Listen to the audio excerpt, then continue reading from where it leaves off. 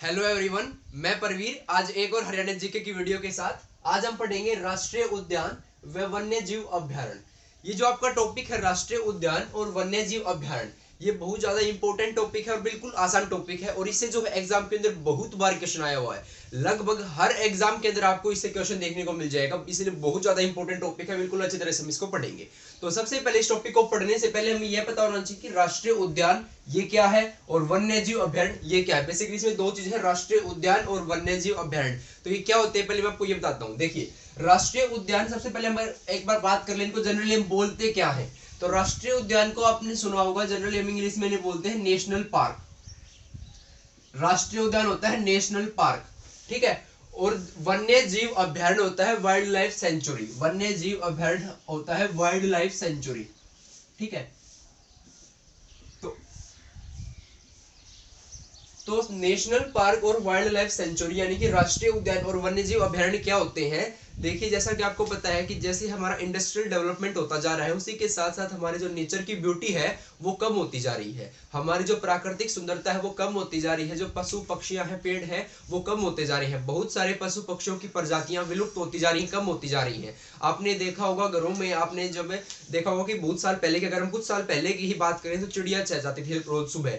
अब वो चिड़िया कम हो गई है क्योंकि उन चिड़ियों की जो प्रजाति है वो कम हो गई है, वो विलुप्त हो गई है। ये इसी प्रकार बहुत सारे पशु पक्षियों की प्रजातियां कम हो गई हैं और कुछ पशु पक्षी तो ऐसे हैं जिनकी प्रजातियां बिल्कुल ही विलुप्त हो गई हैं, बिल्कुल ही खत्म हो गई हैं। इसलिए पशु पक्षियों की प्रजातियों को बचाने के लिए, नेचुरल ब्यूटी को बढ़ाने के लिए सरकार क्या करती है, सेंट्रल गवर्नमेंट क्या करती है, राष्ट्रीय उद्यान और वन्य जीव अभ्यारण्य स्थापित करती है ताकि वहां पर जो है इस प्रकार से पशु पक्षियों की प्रजातियों को कंजर्व किया जा सके, उनका संरक्षण किया जा सके, उनको बचाया जा सके, ठीक है। इसलिए इनको बनाया जाता है।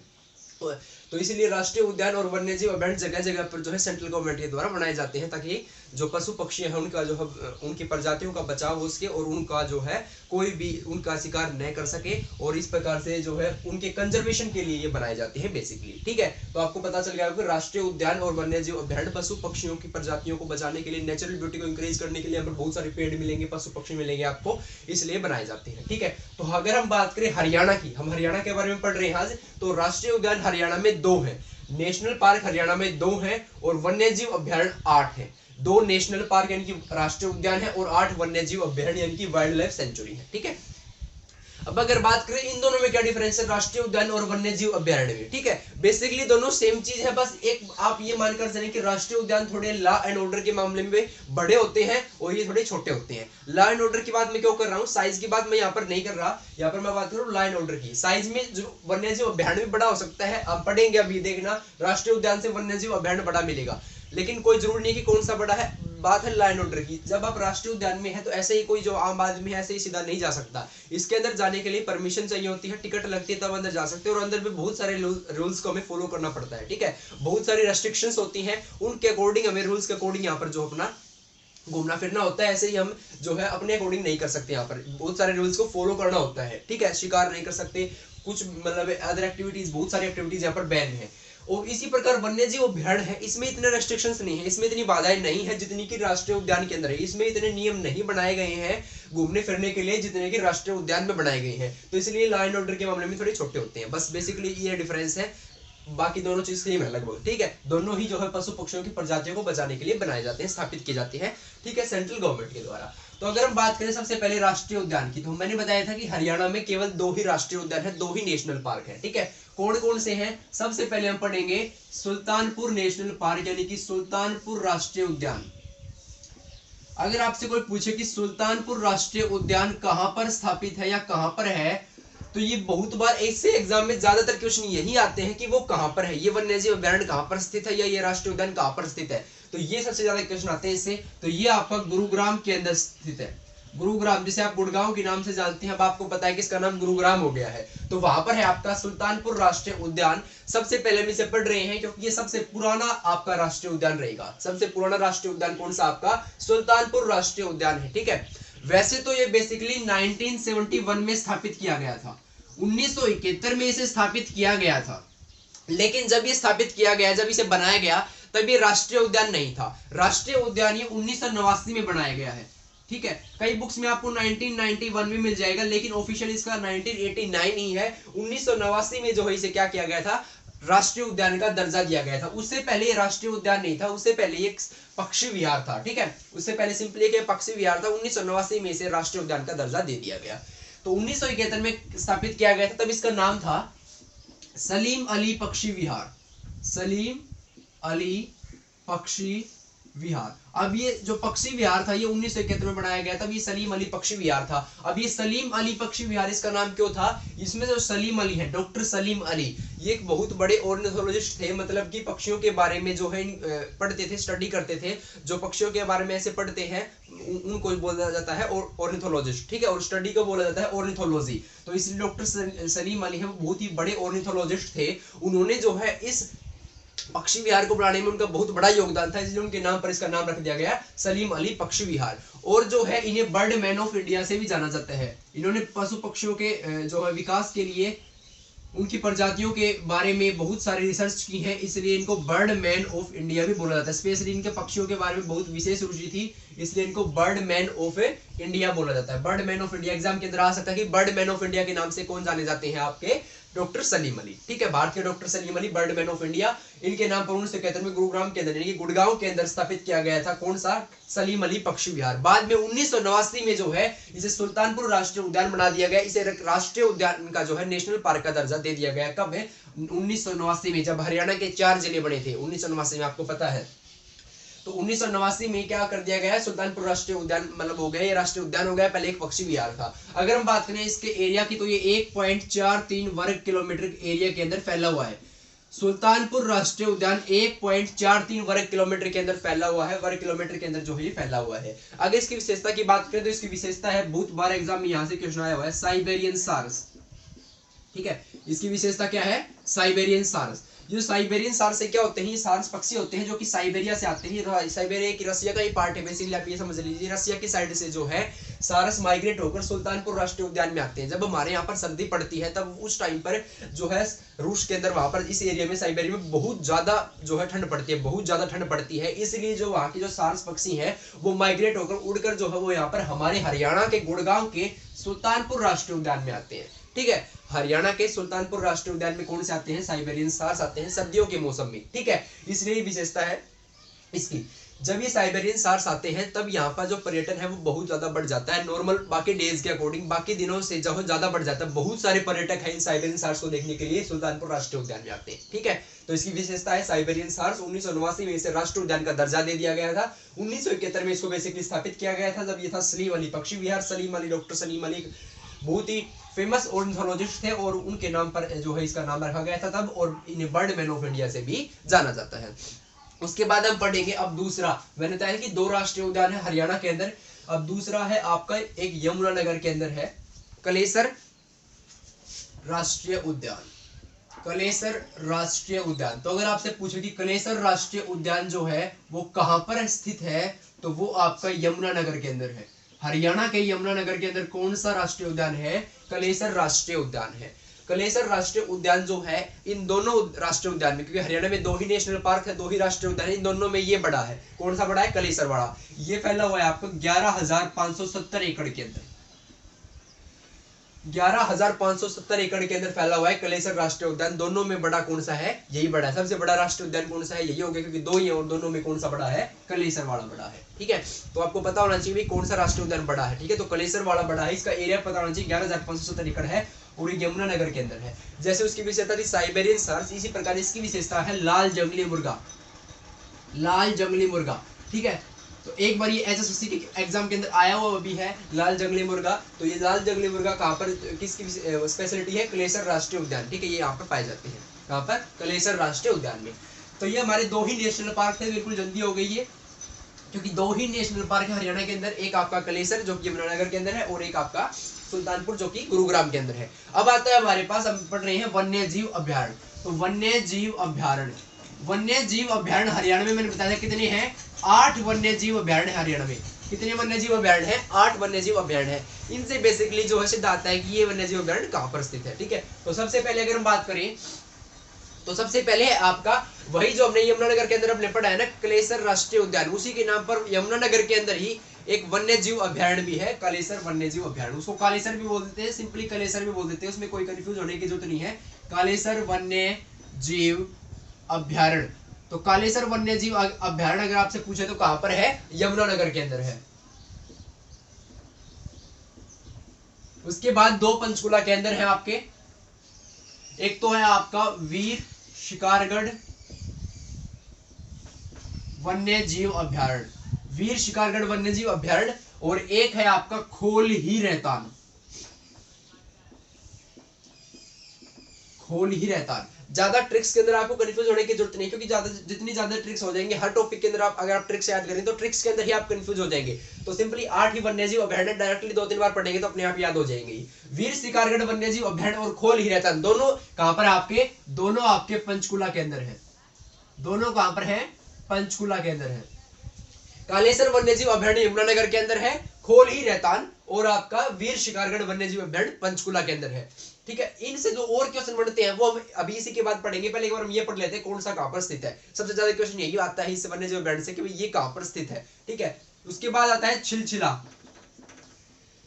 छिलछिला वन्य जीव अभयारण्य। एक आध को आप जो है ट्रिक से भी याद कर सकते हैं, जो बिल्कुल सीधा इसकी ट्रिक बन सकती है ताकि ज्यादा कंफ्यूज ना हो। अगर आप हर एक को ट्रिक से याद करेंगे तो हर टॉपिक में ट्रिक लाएंगे तो ज्यादा ट्रिक्स के अंदर कंफ्यूज हो जाएंगे, डायरेक्टली याद हो जाएंगे। तो ये आपका कुरुक्षेत्र के अंदर है। आपको पता है कुरुक्षेत्र के अंदर महाभारत का युद्ध हुआ था, वहां पर बहुत सारे लोग आपस में कट कर मर गए थे, छिल गए थे। आप इस प्रकार से याद करेंगे इसको कि भाई युद्ध हुआ उसमें बहुत सारे लोग आपस में जो है छिलकर कटकर मर गए थे। तो छिल से छिलछिला, छिलछिला, छिलछिला, तो छिलछिला कहां पर हो गया? कुरुक्षेत्र हो गया, जहां पर आपका महाभारत का युद्ध हुआ था। आपको सबको बताइए तो छिलछिला वन्यजीव अभयारण्य कहां पर है? कुरुक्षेत्र के अंदर है। उसके बाद अगर हम बात करें तो नाहर वन्यजीव अभयारण्य, नाहर वन्यजीव अभयारण्य, नाहर वन्यजीव अभयारण्य। अगर आपसे कोई पूछे कि नाहर वन्यजीव अभयारण्य कहां पर स्थित है, ये एक बार आया वो भी एग्जाम के अंदर रिसेंटली ही, रेवाड़ी के अंदर। ठीक है, नाहर वन्यजीव अभयारण्य आपका कहां पर है? रेवाड़ी के अंदर है। उसके बाद आता है 6 नंबर पे आपका खप्पड़वास और बिंडावास। ये दोनों एक ही जगह पर है, खप्पड़वास और बिंडावास एक ही जगह पर है, वन्य जीव अभयारण्य, और ये भी वन्य जीव अभयारण्य। ये दोनों कहां पर है? झज्जर के अंदर है। हमने झीलों वाले टॉपिक में पढ़ा था बिंडावास झील, वही बिंडावास झील इसी बिंडावास वन्य जीव अभयारण्य के अंदर है और उसे सबसे सुंदर झील माना गया था। मैंने उस वीडियो के अंदर भी बताया गया था, ये यहाँ पर भी मैं अगेन बता रहा हूँ। अगर आपसे एग्जाम के अंदर क्वेश्चन है कि सबसे सुंदर झील हरियाणा के अंदर किस वन्यजीव अभयारण्य के अंदर है या कहां पर स्थित है, तो बिंडावास वन्यजीव अभयारण्य के अंदर बिंडावास झील है, वो हरियाणा की सबसे सुंदर झील मानी गई है। तो खप्पड़वास और बिंडावास दोनों, खप्पड़वास और बिंडावास दोनों वास कहां पर है? आपके झज्जर के अंदर। तो खप्पड़वास वन्यजीव अभयारण्य आपका झज्जर के अंदर, बिंडावास वन्यजीव अभयारण्य आपका झज्जर के अंदर, नाहर वन्यजीव अभयारण्य आपका रेवाड़ी के अंदर। उसके बाद एक और बच गया है आपका अबूब शहर, अबूब शहर वन्यजीव अभयारण्य, ये है आपका सिरसा के अंदर। अबूब शहर जो आपका वन्यजीव अभयारण्य है ये वाला, ये कहां पर है? आपका सिरसा के अंदर है। तो 8 वन्यजीव अभयारण्य। सबसे पहले कालेसर वन्यजीव अभयारण्य आपका है यमुनानगर के अंदर, फिर वीर शिकारगढ़ है पंचकुला के अंदर, पंचकुला के अंदर एक और है खोल ही रहतान, फिर छिलछिला है कुरुक्षेत्र के अंदर, फिर आपका नाहर है रेवाड़ी के अंदर, खप्पड़वास और बिंडावास झज्जर के अंदर, और अबूब शहर सिरसा के अंदर। अब इनसे जो एक्स्ट्रा क्वेश्चन बनते हैं, डायरेक्टली क्वेश्चन भाई कालेसर कहां पर है? यमुनानगर, ये तो हमने पढ़ लिया। अब इनसे एक्स्ट्रा क्वेश्चन क्या बनते हैं? सबसे पहले तो आपका ये जो वीर शिकारगढ़ वन्यजीव अभयारण्य पंचकुला वाला है, ये सबसे पुराना या सबसे पहला आप कह सकते हैं आपका क्या है? वन्यजीव अभयारण्य है। हमारे इन 8 में कौन सा है सबसे पुराना? यही है, 1975 में ये बना था। अब यहाँ पर एक क्वेश्चन जो है कंफ्यूज करने वाला ये बनता है, हमने अभी राष्ट्रीय उद्यान वाला टॉपिक पढ़ा है रिसेंटली, इससे पहले उसमें हमने पढ़ा था सुल्तानपुर पक्षी विहार 1971 में बन गया था, ये 1975 में बना है। अगर आपसे पूछे कि सबसे पुराना कौन सा है, तो वैसे तो अभी जो है अब ये राष्ट्रीय उद्यान बन चुका है। अब ये क्या बन चुका है? सुल्तान 1971 वाला राष्ट्रीय उद्यान बन चुका है, इसलिए इससे क्वेश्चन नहीं आएगा। क्वेश्चन सीधा ही ऑप्शन में आपको ये मिलेगा क्योंकि सबसे पुराना भी ये है, अब ये राष्ट्रीय उद्यान है। लेकिन फिर भी अगर बाई चांस आपको सुल्तानपुर वाला ऑप्शन में मिल जाता है तो आप सुल्तानपुर वाले को टिक कर सकते हैं क्योंकि सबसे पुराना ऑफिशियली वही है, 1971 में बना था, ये 1975 में उसके बाद बना है। लेकिन आपको ज्यादा चांस ऑप्शन के अंदर पंचकुला का वीर शिकारगढ़ वन्यजीव अभयारण्य ही मिलेगा, यही आपका सबसे पहला वन्यजीव अभयारण्य है। ठीक है, ये 1975 में बना था। उसके बाद अगर हम बात करें छिलछिला वाले का, तो छिलछिला वन्यजीव अभयारण्य आपका सबसे छोटा वन्यजीव अभयारण्य है, ये आपका 71 एकड़ के अंदर फैला हुआ है। छिलछिला वन्यजीव अभयारण्य हरियाणा का सबसे छोटा वन्यजीव अभयारण्य, 8 में सबसे छोटा आपका छिलछिला वन्यजीव अभयारण्य जो कि कुरुक्षेत्र के अंदर 71 एकड़ के अंदर फैला हुआ है। उसके बाद सबसे बड़े की बात करें तो अबूबशहर वन्य जीव अभ्यारण्य, ये हरियाणा का सबसे बड़ा, 8 के अंदर सबसे बड़ा वन्य जीव अभ्यारण्य कौन सा है? अबूबशहर वन्य जीव अभ्यारण्य है। ये आपका 28,912 एकड़ के अंदर फैला हुआ है। देखो कितना बड़ा है, 28,912 एकड़ के अंदर फैला हुआ है आपका सिरसा का अबूबशहर वन्य जीव अभ्यारण्य। हमने नेशनल पार्क पढ़ा, हमने पढ़ा था कि लॉ एंड ऑर्डर के मामले में नेशनल पार्क बड़े होते हैं, लेकिन मैंने स्टार्टिंग में ही बताया था कि जरूरी नहीं कि वो एरिया में भी बड़े हो। आपको यही एग्जांपल दिख जाएगा। हमने 2 राष्ट्रीय उद्यान पढ़े, उनमें दोनों में बड़ा कौन सा था? यमुनानगर वाला कलेसर वन्य जीव अभ्यारण्य, जिसका एरिया था 11,570 एकड़। कितना बड़ा एरिया है। और अब देखिए इसे 2 गुणे से भी ज्यादा आपका वन्य जीव अभ्यारण्य है सिरसा वाला अबूबशहर वन्य जीव अभ्यारण्य, जो कि 28,912 एकड़ के अंदर फैला हुआ है। तो यहाँ पर वन्य जीव अभ्यारण्य बड़ा है। ठीक है, अगर आपसे पूछे कि हरियाणा का सबसे बड़ा वन्य जीव अभ्यारण्य कौन सा है, तो आपका अबूबशहर वन्य जीव अभ्यारण्य रहेगा। हरियाणा का सबसे बड़ा राष्ट्रीय उद्यान कौन सा है, तो आपका रहेगा कलेसर राष्ट्रीय उद्यान, सॉरी, ठीक है, कलेसर राष्ट्रीय उद्यान। सबसे छोटा कुरुक्षेत्र के अंदर 71 एकड़ के अंदर फैला हुआ मात्र आपका छिलछिला वन्य जीव अभ्यारण्य। सबसे पुराना मैंने बता दिया पंचकुला का वीर शिकारगढ़, लेकिन अगर आपको ऑप्शन में 1971 वाला सुल्तानपुर मिल जाए तो आप उसको टिक कर सकते हैं, क्योंकि सबसे पुराना वो है। अब हालांकि वो राष्ट्रीय उद्यान बन चुका है, लेकिन आपको ऑप्शन में 1971 के हिसाब से ये दे सकते हैं, सुल्तानपुर वाला, गुड़गांव वाला, तो आप उसको टिक कर सकते हैं। अदरवाइज आपको ज्यादा चांस है आपको पंचकुला वाला यही मिलेगा कि सबसे पुराना आपका वन्य जीव अभ्यारण्य कौन सा है? वीर शिकारगढ़ वन्य जीव अभ्यारण्य है, 1975 के अंदर स्थापित किया गया था पंचकुला के अंदर।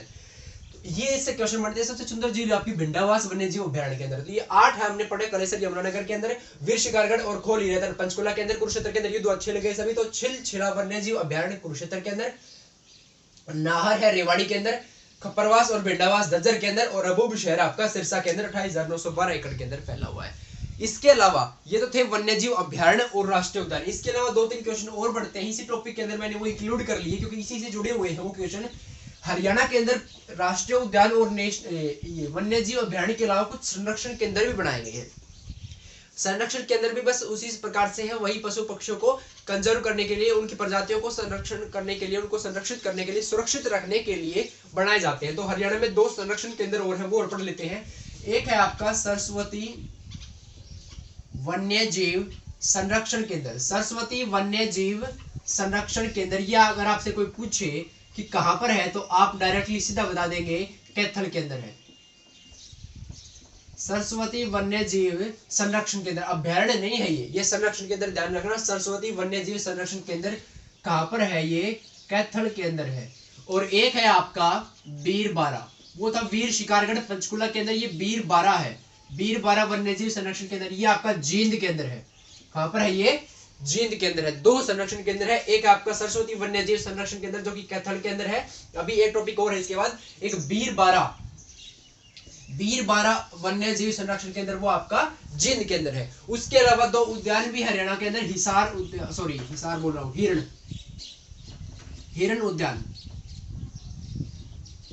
हिरण उद्यान। ये बेसिकली हिरणों की प्रजातियों को कंजर्व करने के लिए, वहां पर जो है हिरणों की प्रजातियों को सुरक्षित रखने के लिए हिरण उद्यान है, ये बनाए गए। इनको बेसिकली जनरली लोग हिरण पार्क भी बोल देते हैं, हिरण उद्यान है, हिरण केंद्र भी बोल देते हैं वो, लेकिन ऑफिशियल नेम इनका हिरण उद्यान है। तो हरियाणा के अंदर 2 हिरण उद्यान है आपके, रोहतक और हिसार के अंदर।